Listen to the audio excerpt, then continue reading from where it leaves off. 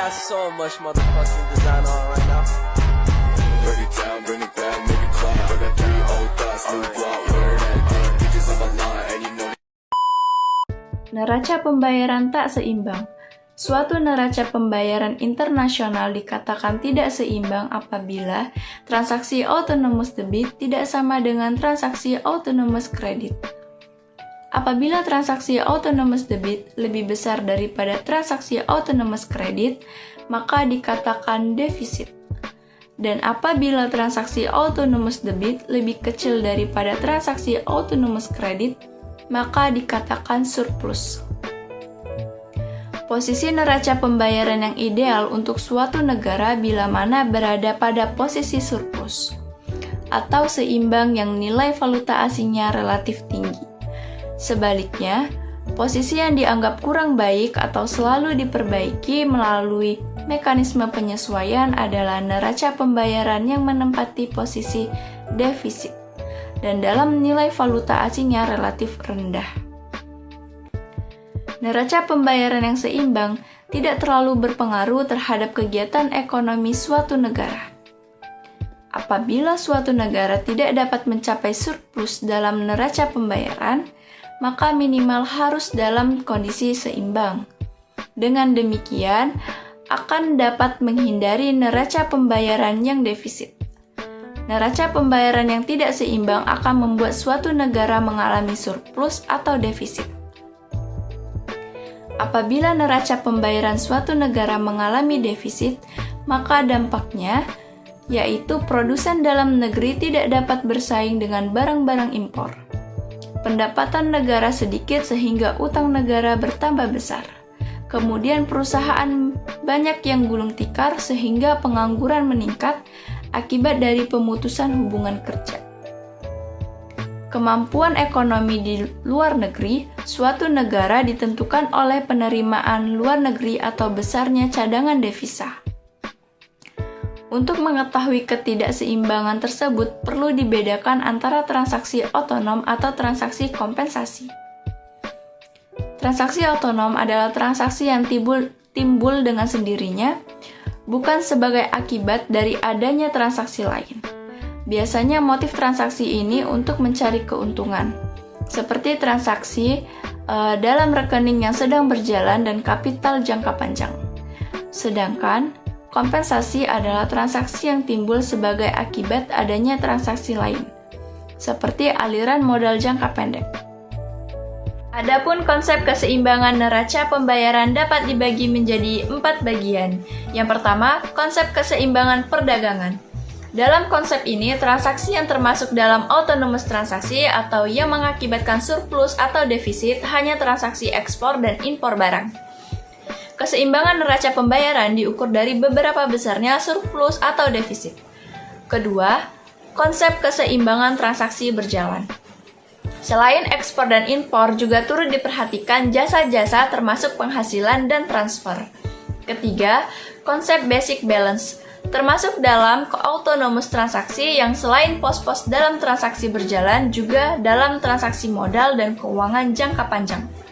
Keempat, konsep overall balance. Autonomous transaksi dalam konsep ini adalah komponen transaksi modal dan keuangan baik jangka pendek maupun jangka panjang. Jika keadaan neraca pembayaran sama dengan 0, jumlah antara neraca transaksi berjalan dengan neraca modal adalah neraca cadangan resmi negara dengan tanda yang berlawanan. Neraca cadangan resmi menunjukkan jumlah bersih dari cadangan internasional yang harus bergerak antara pemerintah untuk membiayai transaksi internasionalnya. Neraca pembayaran yang tidak seimbang dapat timbul sebagai akibat dari beberapa faktor. Yang pertama ada bencana alam, selanjutnya ada kegiatan ekonomi swasta, kegiatan ekonomi atau kebijakan pemerintah sendiri dan asing yang mengakibatkan perubahan dalam permintaan dan penawaran valuta asing, perubahan tingkat harga di dalam negeri, struktur produksi suatu negara, perubahan posisi utang piutang dengan luar negeri, pergeseran permintaan luar negeri terhadap produk domestik, dan ketidakstabilan perekonomian dalam negeri karena menurunnya kegiatan ekspor dan meningkatnya impor. Pada dasarnya, ketidakseimbangan neraca pembayaran berdasarkan pola fluktuasinya dapat dibedakan menjadi 4. Yang pertama, ketidakseimbangan neraca pembayaran musiman. Jika pendapatan, permintaan barang dan jasa, tingkat suku bunga atau lainnya dalam suatu negara mengalami perubahan, maka transaksi luar negeri juga mengalami perubahan. Contohnya, ada ekspor dan impor yang berubah-ubah. Yang kedua, ketidakseimbangan siklis. Ini timbul dari adanya gelombang konjungtur yang terdapat pada perekonomian dalam atau luar negeri. Gelombang konjungtur ini adalah pola fluktuasi yang berulang-ulang dalam kegiatan ekonomi suatu negara yang melibatkan periode pertumbuhan serta penurunan maupun pemulihan ekonomi tinggi dari resesi. Yang ketiga ada ketidakseimbangan sekuler, ialah ketidakseimbangan jangka panjang yang terjadi karena perubahan ekonomi yang mendalam selama jangka waktu yang cukup lama. Yang keempat, ketidakseimbangan struktural. Ini terjadi karena tidak serasinya perubahan permintaan dan penawaran barang-barang perdagangan internasional dengan perubahan pada faktor produksi. Untuk mengatasi defisit neraca pembayaran dapat dilakukan dengan beberapa cara, yaitu yang pertama, penurunan nilai tukar. Berarti harga barang ekspor akan lebih mudah bagi konsumen luar negeri karena nilai tukar kita lemah. Dan sebaliknya, harga barang impor akan menjadi mahal bagi konsumen dalam negeri. Ini akan mendorong ekspor dan menurunkan impor, sehingga akhirnya dapat memperbaiki defisit pada neraca pembayaran. Yang kedua, membiarkan proses penyeimbangan berjalan secara otomatis melalui perubahan harga dan pendapatan. Dengan kata lain, tindakan ini disesuaikan dengan mekanisme pasar. Yang ketiga, pemerintah dapat menambah penawaran devisa di pasar dengan menggunakan cadangan yang dimiliki. Maksudnya, untuk memperbesar jumlah penawaran uang asing yang beredar dalam masyarakat sehingga dapat meningkatkan aktivitas perekonomian. Yang keempat, pengeluaran pemerintah. Proses ini dilakukan dalam rangka memacu jalannya perekonomian yang lebih besar. Yang kelima, peningkatan pajak.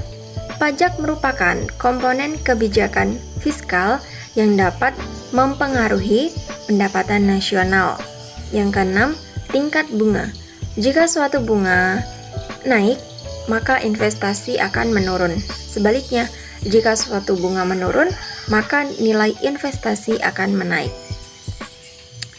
Selanjutnya ada kebijakan sisi penawaran, yaitu dengan cara memanipulasi sisi penawaran sehingga dalam jangka panjang akan meningkatkan daya saing ekonomi dan ekspor negara.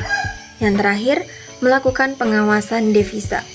Pengawasan devisa yaitu pengaturan pemerintah dalam bidang devisa untuk menstabilkan atau menaikkan nilai mata uang sendiri dan memperbaiki posisi neraca pembayaran. Assalamualaikum warahmatullahi wabarakatuh. Perkenalkan, nama saya Dika Nur Aini, NIM 2012-22778. Baiklah, di sini saya akan melanjutkan penjelasan dari teman saya. Mekanisme dasar penyeimbangan neraca pembayaran. Mekanisme pembayaran atau penyeimbangan neraca pembayaran dapat ditempuhi melalui 3 mekanisme. Yang pertama, mekanisme harga. Penyesuaian neraca pembayaran melalui perubahan harga-harga sehingga membawa ke posisi seimbangan kembali. Mekanisme ini pada hakikatnya sama dengan sistem standar emas penuh. Yang kedua, mekanisme pendapatan. Mekanisme pendapatan ini didasarkan oleh teori ekonomi mikro Keynes, khususnya diilhami oleh proses pengadaan atau yang sering disebut multiplier, dengan melakukan penyesuaian melalui kebijakan atau pengaturan pendapatan nasional. Yang ketiga, mekanisme moneter. Mekanisme moneter, apabila terjadi surplus maka uang akan mengalir masuk ke dalam negeri. Sebaliknya, apabila terjadi defisit, uang akan mengalir keluar. Selanjutnya, proses penyeimbangan pada nilai tukar yang fleksibel. Proses penyeimbangan melalui perubahan nilai tukar, yaitu dengan devolusi untuk defisit dan revolusi untuk surplus. Devolusi didefinisikan sebagai terjadinya penurunan nilai mata uang atau sering disebut depresiasi. Sedangkan revaluasi adalah naiknya nilai mata uang dibandingkan dengan nilai mata uang yang lain. Perubahan kurs di samping menimbulkan ongkos dalam proses penyesuaian, produksi, dan konsumsi. Juga tidak dapat dipastikan bahwa keseimbangan akan tercapai. Pengalaman menunjukkan kebijakan evaluasi menghasilkan peningkatan devisa melalui peningkatan ekspor karena barang-barang ekspor dapat bersaing di pasar internasional. Akan tetapi, bersamaan dengan itu harga barang-barang impor menjadi lebih mahal di dalam negeri, sehingga jika dikendalikan dapat menyebabkan inflasi yang berlebihan. Baiklah, itulah penjelasan dari saya. Sekian, terima kasih. Wassalamualaikum warahmatullahi wabarakatuh. Baik, assalamualaikum warahmatullahi wabarakatuh.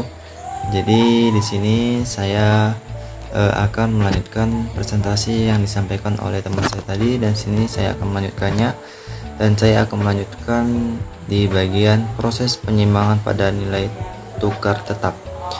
Jadi pada materi yang saya sampaikan ini itu terkait dengan emas. Jadi di mana nilai tukar yang bersifat tetap terutama terjadi pada sistem standar emas.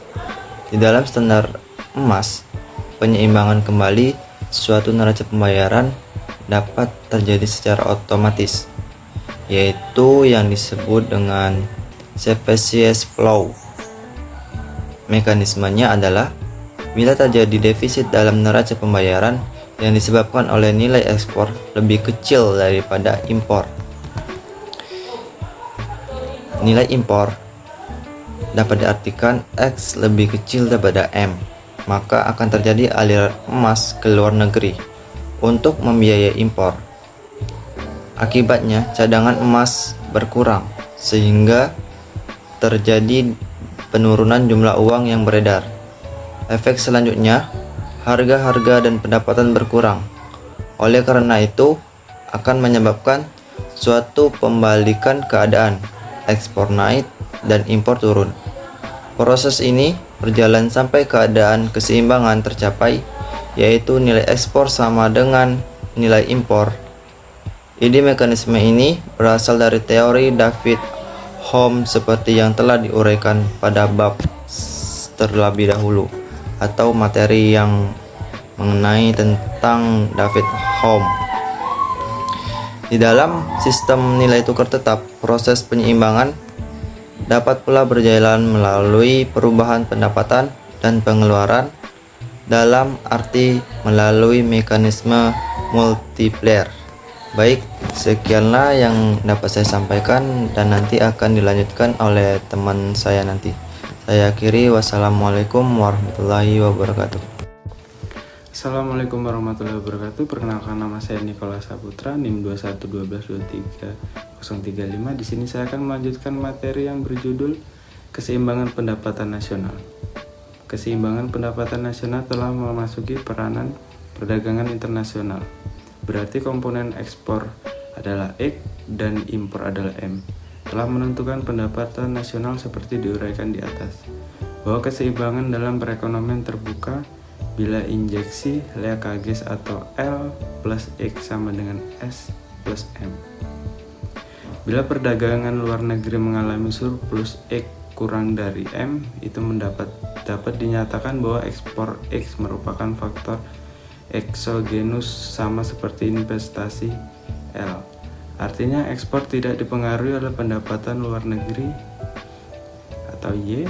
Apabila investasi menurunkan, maka mengakibatkan pendapatan menurun. Jika nilai tukar tetap, maka pendapatan dan surplus eksternal sebesar OB tetap.